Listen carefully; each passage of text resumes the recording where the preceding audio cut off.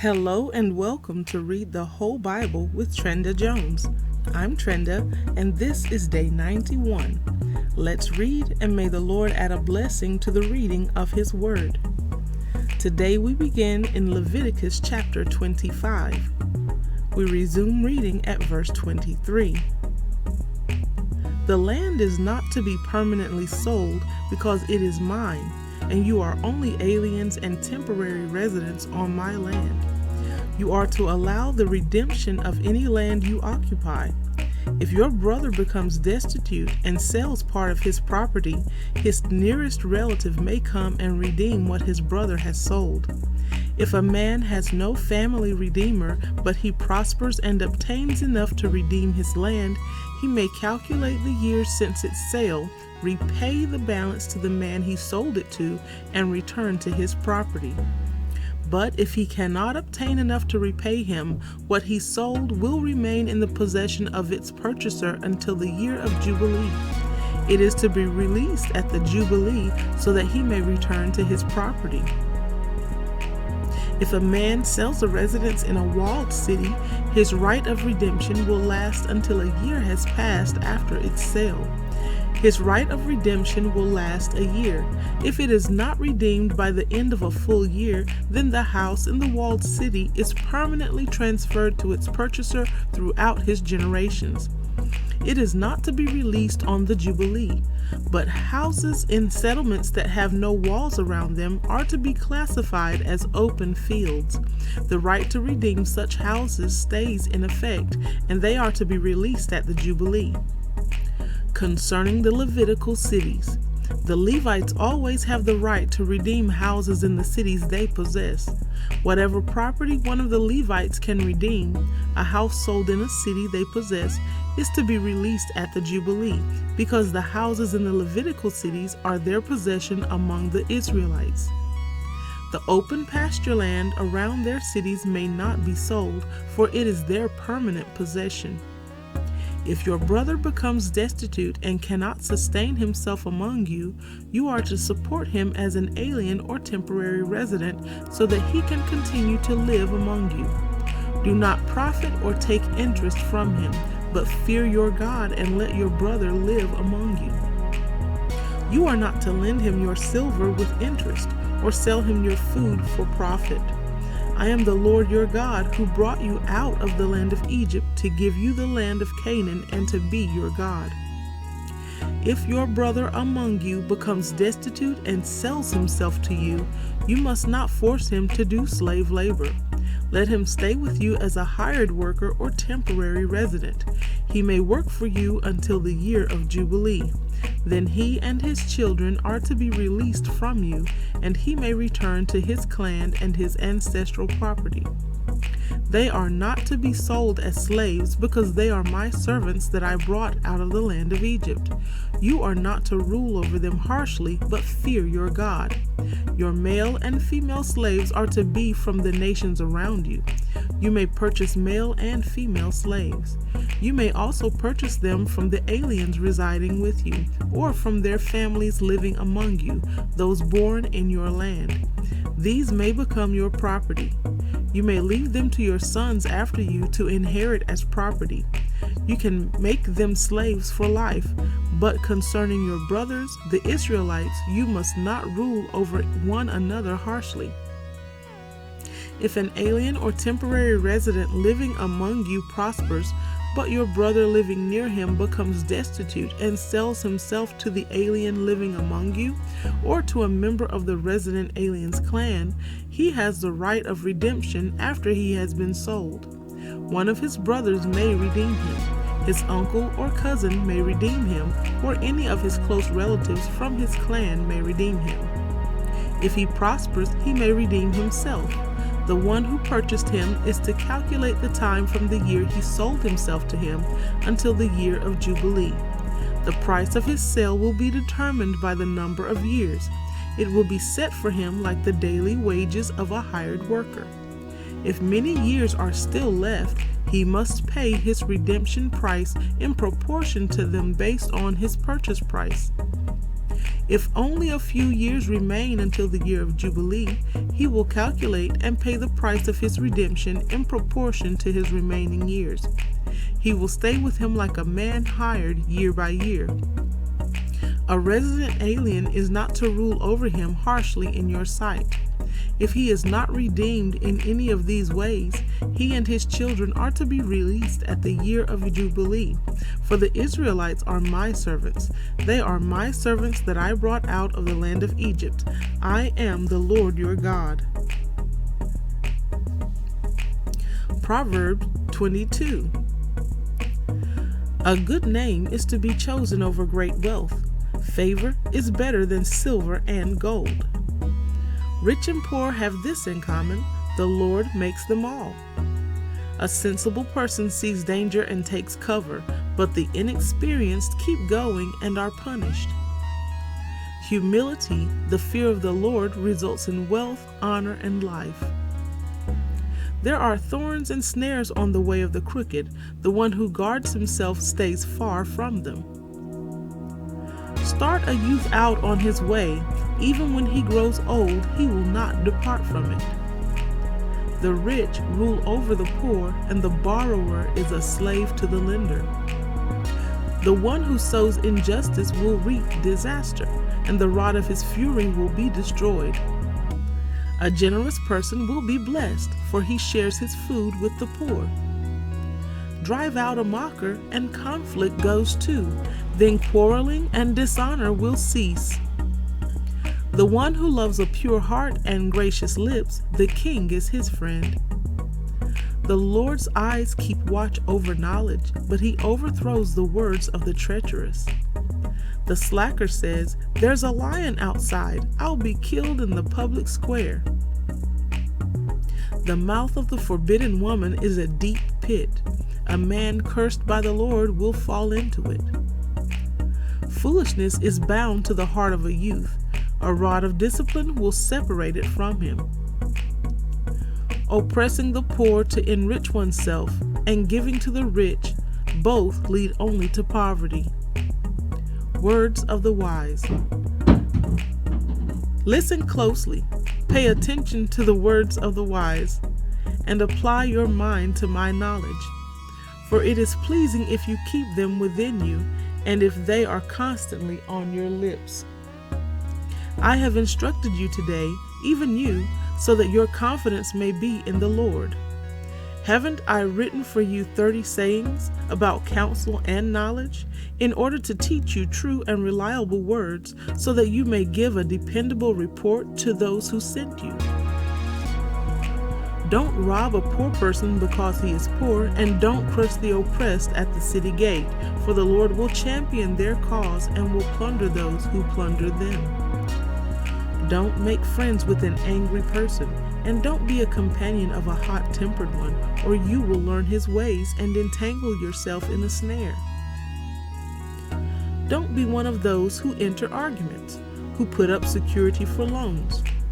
If you have nothing with which to pay, even your bed will be taken from under you. Don't move an ancient boundary marker that your ancestors set up.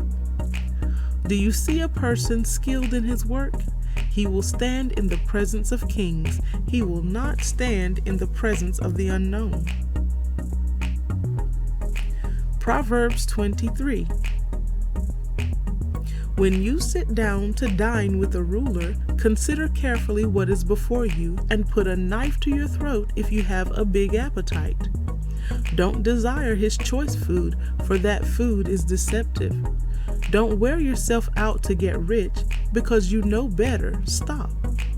As soon as your eyes fly to it, it disappears, for it makes wings for itself and flies like an eagle to the sky. Don't eat a stingy person's bread, and don't desire his choice food, for it's like someone calculating inwardly. Eat and drink, he says to you, but his heart is not with you. You will vomit the little you've eaten and waste your pleasant words. Don't speak to a fool, for he will despise the insight of your words.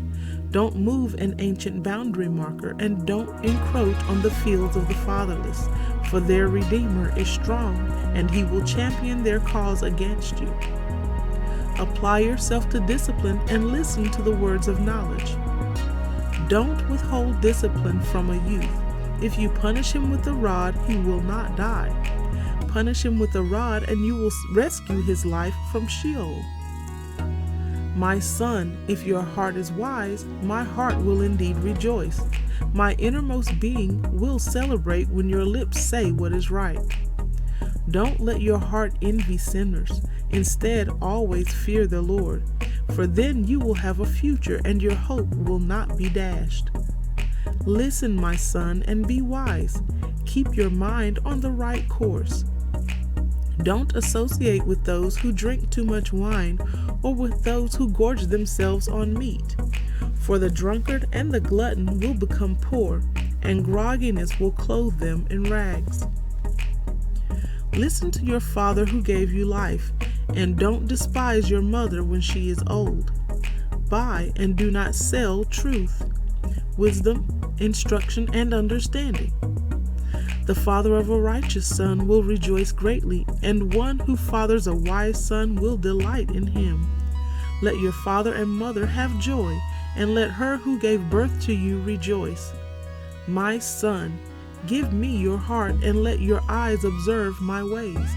For a prostitute is a deep pit, and a wayward woman is a narrow well.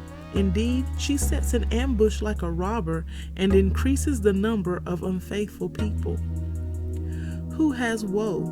Who has sorrow? Who has conflicts? Who has complaints? Who has wounds for no reason?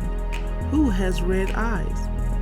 Those who linger over wine, those who go looking for mixed wine. Don't gaze at wine because it is red, because it gleams in the cup and goes down smoothly. In the end, it bites like a snake and stings like a viper. Your eyes will see strange things, and you will say absurd things. You will be like someone sleeping out at sea or lying down on the top of a ship's mast. They struck me, but I feel no pain. They beat me, but I didn't know it. When will I wake up? I'll look for another drink. Mark chapter 14, resuming reading at verse 32. Then they came to a place named Gethsemane, and he told his disciples, "Sit here while I pray." He took Peter, James, and John with him, and he began to be deeply distressed and troubled. He said to them, "I am deeply grieved to the point of death. Remain here and stay awake." He went a little farther, fell to the ground, and prayed that if it were possible, the hour might pass from him. And he said, "Abba, Father, all things are possible for you. Take this cup away from me. Nevertheless, not what I will, but what you will." Then he came and found them sleeping. He said to Peter, "Simon, are you sleeping? Couldn't you stay awake 1 hour? Stay awake and pray so that you won't enter into temptation. The spirit is willing, but the flesh is weak." Once again he went away and prayed, saying the same thing. And again he came and found them sleeping, because they could not keep their eyes open. They did not know what to say to him. Then he came a third time and said to them, "Are you still sleeping and resting? Enough! The time has come. See, the Son of Man is betrayed into the hands of sinners. Get up, let's go. See, my betrayer is near." 2 Corinthians chapter 6, resuming reading at verse 14. Do not be yoked together with those who do not believe. For what partnership is there between righteousness and lawlessness? Or what fellowship does light have with darkness? What agreement does Christ have with Belial? Or what does a believer have in common with an unbeliever? And what agreement does the temple of God have with idols? For we are the temple of the living God, as God said, I will dwell and walk among them, and I will be their God, and they will be my people. Therefore come out from among them and be separate, says the Lord. Do not touch any unclean thing, and I will welcome you, and I will be a father to you, and you will be sons and daughters to me, says the Lord Almighty. 2 Corinthians chapter 7, verse 1. So then, dear friends, since we have these promises, let us cleanse ourselves from every impurity of the flesh and spirit, bringing holiness to completion in the fear of God. Psalm 91, the protection of the Most High. The one who lives under the protection of the Most High dwells in the shadow of the Almighty. I will say concerning the Lord, who is my refuge and my fortress, my God in whom I trust. He himself will rescue you from the bird trap, from the destructive plague. He will cover you with his feathers, you will take refuge under his wings. His faithfulness will be a protective shield. You will not fear the terror of the night, the arrow that flies by day, the plague that stalks in darkness, or the pestilence that ravages at noon. Though 1,000 fall at your side and 10,000 at your right hand, the pestilence will not reach you. You will only see it with your eyes and witness the punishment of the wicked. Because you have made the Lord my refuge, the Most High, your dwelling place, no harm will come to you. No plague will come near your tent, for he will give his angels orders concerning you to protect you in all your ways. They will support you with their hands so that you will not strike your foot against a stone. You will tread on the lion and the cobra. You will trample the young lion and the serpent. Because he has his heart set on me, I will deliver him. I will protect him because he knows my name. When he calls out to me, I will answer him. I will be with him in trouble. I will rescue him and give him honor. I will satisfy him with a long life and show him my salvation. And this concludes our reading of day 91 of Read the Whole Bible with Trenda Jones. Thank you so much for joining us here today, and we look forward to reading again tomorrow, day 92. Until then, God bless you, and may the Lord add a blessing to the reading of His Word.